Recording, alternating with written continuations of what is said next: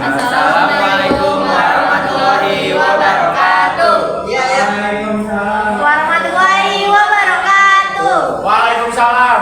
Perkenalkan, kami dari kelompok 5 ingin mempresentasikan tentang perdagangan. Sebelum kami memulai presentasi ini, angka baiknya kita memperkenalkan diri masing-masing. Dari saya Nanda Dwi Ramadan. Saya Dwi Indriani. Saya Isra Dirma. Saya Naila Rahmadini. Saya Raditya Pratama.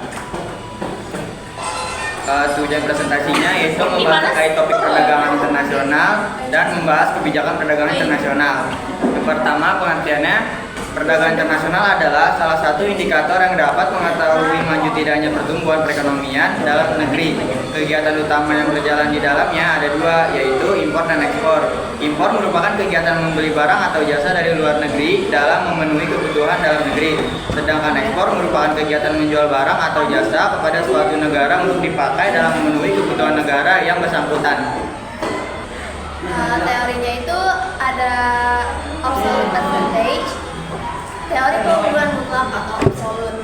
Adam Smith adalah orang yang mengemukakan teori tersebut.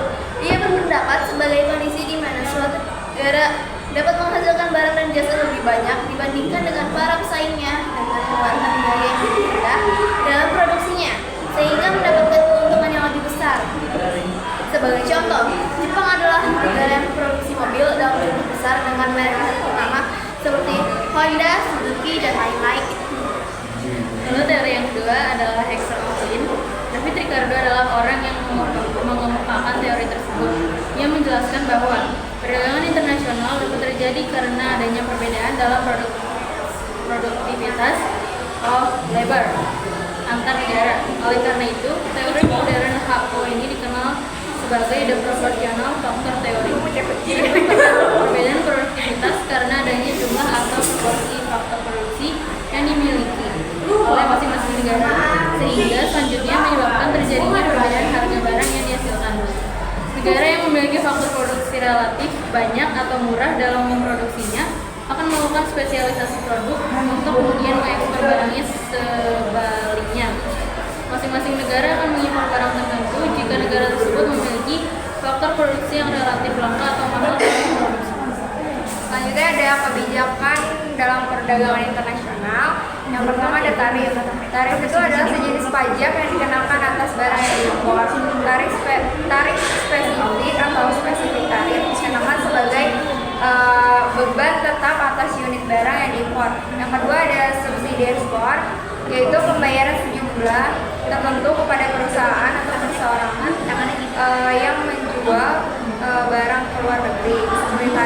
Seperti tarif subsidi ekspor dapat membentuk spesifik atau nilai tertentu pada unit barang atau odivalorem atau persentase dari nilai yang diekspor.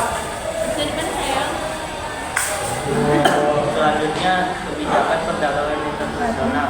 Tiga, pembatasan impor adalah pembatasan langsung atas jumlah barang yang boleh diimpor. Biasanya diperlakukan dengan memberikan lisensi kepada beberapa kelompok individu atau perusahaan. Yang keempat, pengentangan ekspor sukarela. Untuk lainnya adalah pengentangan sukarela. Nama lain dari voluntari adalah spam. Pengentangan pengendalian sukarela adalah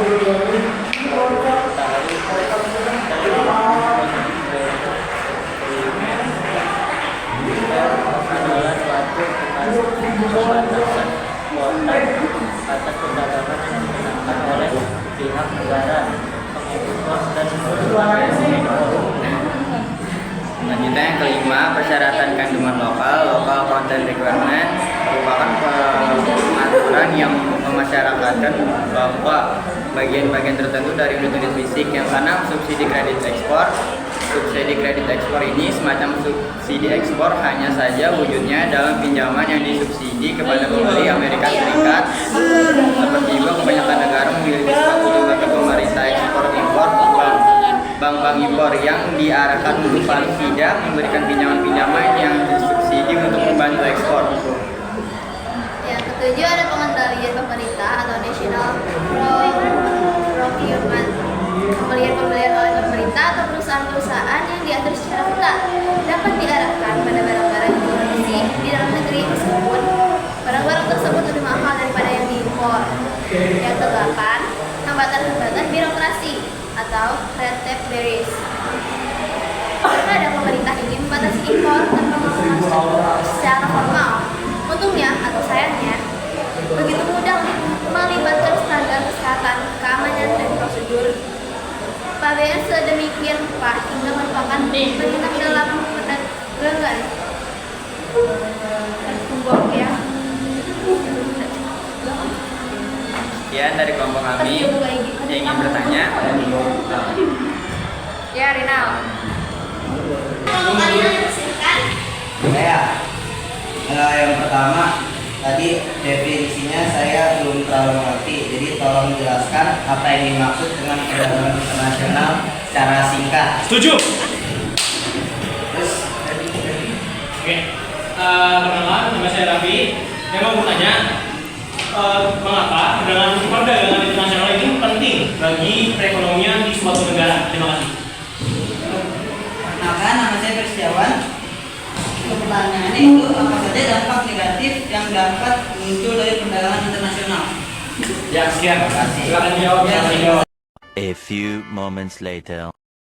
oke, izin untuk menjawab ya teman-teman.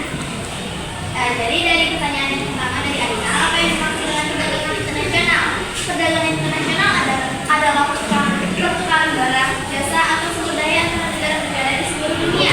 Ini memungkinkan negara-negara untuk memanfaatkan keunggulan komparatif mereka dan mendapatkan akses terhadap barang dan jasa yang tidak diproduksi di dalam negeri. Jadi sini saya akan menjawab pertanyaan dari Raffi. Pertanyaannya, mengapa perdagangan internasional penting bagi perekonomian suatu negara? Jawabannya, perdagangan internasional penting karena memungkinkan negara untuk memperluas pasar mereka, meningkatkan efisiensi produksi melalui spesialisasi, dan mendapatkan akses ke teknologi dan inovasi baru. Selain itu, perdagangan internasional dapat meningkatkan pendapatan negara melalui ekspor dan menciptakan lapangan kerja. Selanjutnya pertanyaan ketiga, pertanyaan dari Ferry. Itu pertanyaannya, apa saja dampak negatif yang dapat muncul dari perdagangan internasional? Jadi jawabannya itu dampak negatif dari perdagangan internasional dapat mencakup ketergantungan pada impor yang dapat mengganggu perekonomian jika terjadi gangguan pasokan. Selain itu, persaingan dengan produk luar negeri dapat merugikan industri dalam negeri yang kurang kompetitif. Perdagangan internasional juga dapat menyebabkan ketidakstabilan ekonomi jika terjadi fluktuasi harga barang dan jasa di pasar global. Jawabannya sudah mencukupi. Cukup. Sekian dari kelompok kami, kurang lebih yang